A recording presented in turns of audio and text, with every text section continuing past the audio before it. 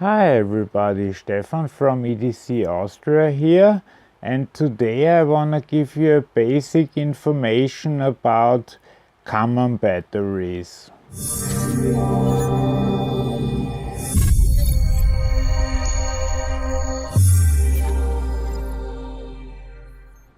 This comes from the fact that I was asked numerous times what kind of batteries people should get and what the differences are between batteries and so on, and so I thought I will do a video on the subject and explain as much as I can, at least from the simple stuff that most people come in contact with.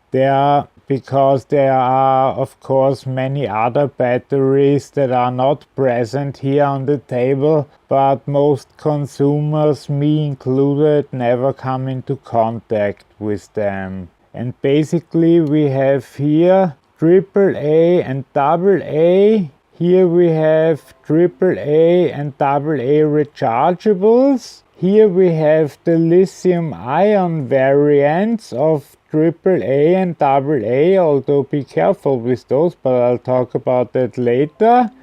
Here we have the CR123A battery and its rechargeable brother, the 16340 battery.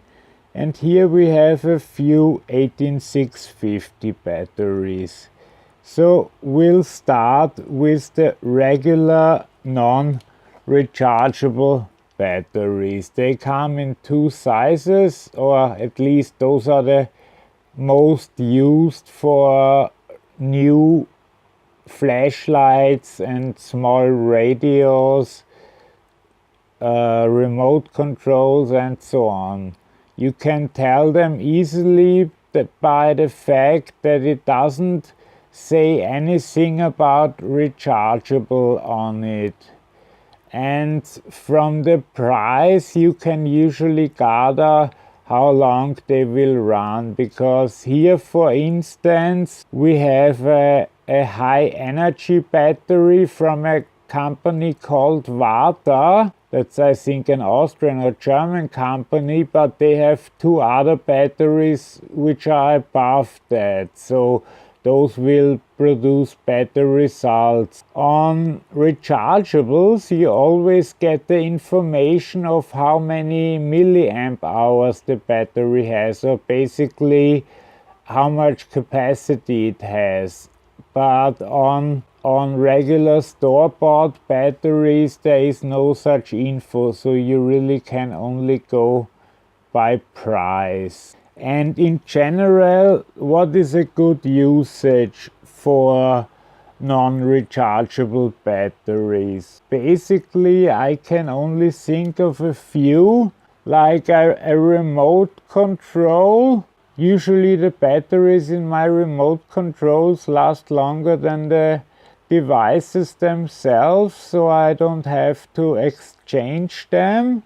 Or if you know you are not gonna use a flashlight, if it's really there just for an emergency and you shelf it or put it someplace safe, and then it would be wise to put a non-rechargeable good battery inside it. And that's another thing I wanna touch upon. Never buy dollar store batteries. That's never good. They last, their working duration is much shorter than those of quality batteries, so in the end you are not really gaining anything from buying cheap batteries. And you can be pretty sure if you buy Duracell, Energizer and now even Amazon batteries that you are getting quality stuff. So like I said, a summary: the non-rechargeables are good for devices that don't use a lot of energy and they will last maybe years. And if you have a flashlight, for instance, stored away and want it to be ready for the next 7-8 years until you have to exchange the battery, that will work better with a non-rechargeable battery. Now we come to the standard rechargeable batteries. Here we already have the kings of the rechargeable batteries. They are called Eneloop. They are made by Panasonic, and those are by far the best rechargeable batteries there are. They of course come in AA size too, but I don't have any here right now. What's good about rechargeable batteries is they tell you the milliamps, so you know kind of the capacity. So here you see 930 milliamp hours at 1.2 volts. So and from that you can deduct how long this will work. And here we have the cheaper variant. It's 750 milliamp hours, also at 1.2 volts. And they are made from nickel metal hydride, and they can be recharged up to 2000 times. So no matter how little money you pay for your non-rechargeable batteries, after a few charging cycles you get away with way less cost with a rechargeable battery than with a non-rechargeable. And there are also differences in quality with rechargeables, like I showed here with the Eneloop. Here is the more expensive one from Amazon, the rechargeable. This one can be recharged up to 1000 times, and the cheaper one says it can be recharged up to 500 times. So there's a difference there, and the price upon purchase is just a few dollars less or more. So it always pays to buy good quality right away. But I figure most of you are familiar with those two kinds of batteries. Like I said, when you are buying rechargeables, it's easy to find them because they have rechargeable written all over them. And if you look for the number of milliamp hours with a AAA, everything about around 700 is good, and with a AA you should have around 2000 milliamp hours. The next batteries are where it gets interesting.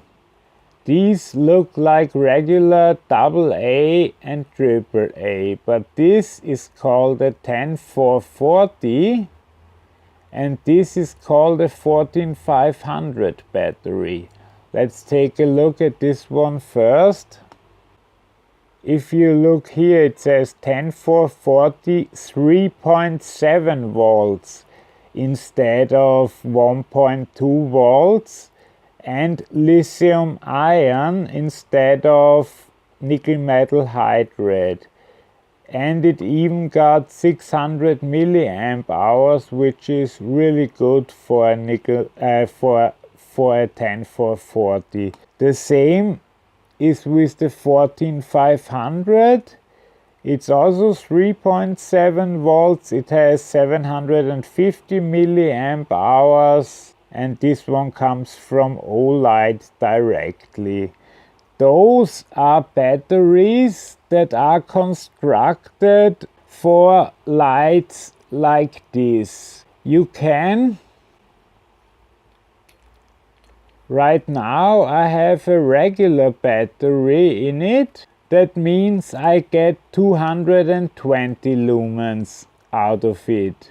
Now, if I put a 14500 battery inside, which of course fits because it's the same size, then I can get up to 600 lumens. So the triple volt power from the regular batteries, of course, makes it possible to stream a high amount of of power.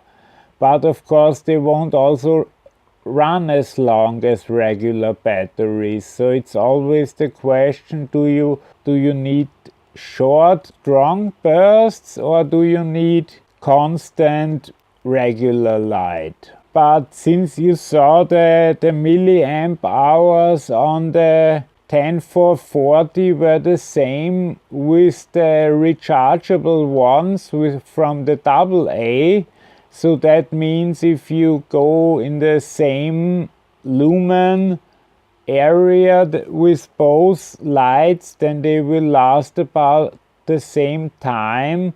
And if you want to use the higher lumens, then you can, which you can't if you use the regular AA, AAA, or the rechargeable ones. With this one, it's the same.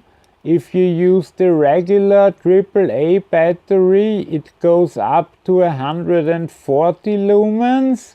And if you use the 10440 battery, it goes up to 360 lumens. So usually this is then an extra turbo mode, or the highest mode just cranks out more power. One thing that is very important, it needs to be specified on the case or in the manual of the flashlight that this light is capable of receiving a 14500 or 10440 battery. If it's not, then you'll burn out the electronic inside. So be sure, if you want to use those, that this is a light that can support them. Usually if you order them online, it will say, and in the store, well, I don't know anyone who buys flashlights in the store still, but online it says it all over the place. Now we are almost finished. Here we have those are the CR123A batteries and the rechargeable one. These were originally made for digital cameras, but then when the new LED lights came out, they were quickly converted to power drivers for the new flashlights.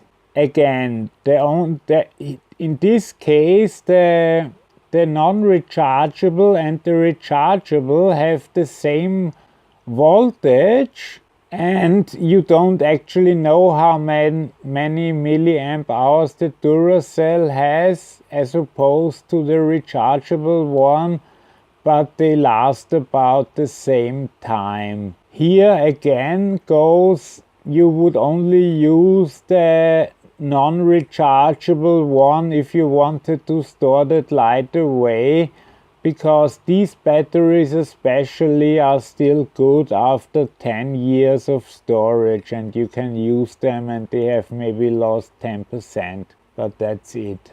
And finally, what you come into contact with flashlights, with regular flashlights, are 18650. Just a size comparison to a AA battery, they are quite large, but they run at the same 3.7 volts, but have immense milliamp hours. This has 3400 milliamp hours. This is about the capacity of a modern smartphone.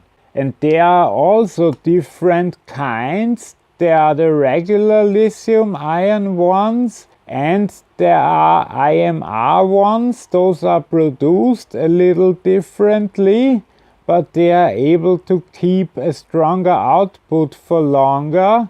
And then there are ones that are certified as high drain, because most of these batteries have power protection and so on, which means that if more than 1 amp is drawn at the same time, it'll kick in and slow it down. But very strong flashlights can't work fully with that engage. So you might need to get a battery that has more amps enabled or has no protection whatsoever. If you buy one with no protection, you kind of need to look if it's before it gets too empty or too full, because there are problems, and regular ones have protection against undercharging and overcharging. And the way you would charge any of these batteries would be with an intelligent charger. Here, if I put in the 18650, it immediately recognizes it as a lithium-ion. It reads the current voltage, and here it says the milliamp hours that it has put in the battery, but it won't be able to put much inside because this battery is pretty full. If I then want to charge a regular nickel metal hydrate, I put it in the second slot, and immediately it's recognized as nickel metal hydrate with 1.3 volts, and also the milliamps are counted. Okay, this was my summary or my basic information that I have about batteries. I hope that answered some of your questions you might have about batteries, and be careful again, don't use unprotected batteries if the light doesn't require it, and don't use these 10440 and 14500 batteries on lights that aren't made for it. Otherwise you can't do much wrong. Have a great day and bye bye.